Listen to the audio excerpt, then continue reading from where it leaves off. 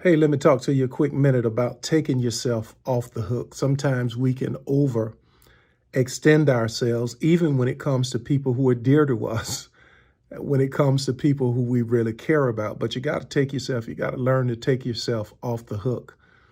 My grandmother, if the Lord says the same, in a few months will be 103 years old.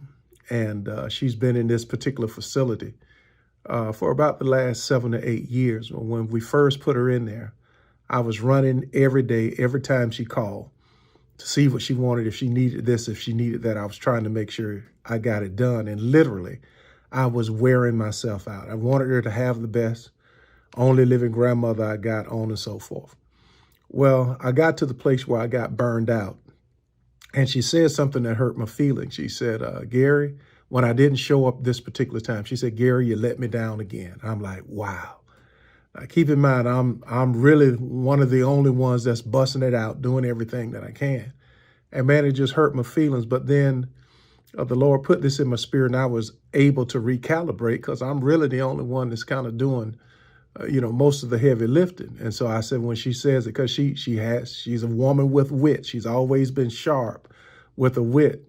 And so I said to myself, I got to be ready for her the next time she says that. And so sure enough, again, it happened. Gary, you let me down again. So I said, Granny, I said, I know, because I let myself down at times.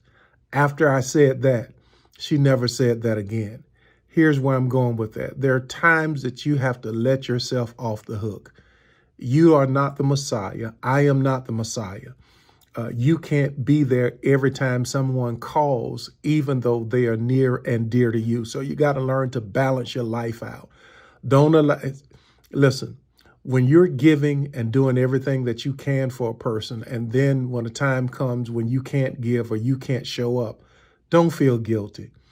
It's one thing to be guilty because you hadn't done anything, or not attempting to do anything, or don't try to do anything. But when you're giving the best that you have, understand this, that God requires our best. Once you give your best, there's nothing else that you could do. I told she was about 100 at the time. I told no, she was actually 98 at the time. Told her, I said, Grams, I know, because I let myself down. Well, from that moment to this moment, she constantly tells me how she loves me, how she appreciates me. And I told Grant, I'm the only one I'm doing the best that I can. When you do the best you can, God is pleased. I pray this word gave you strength for the journey.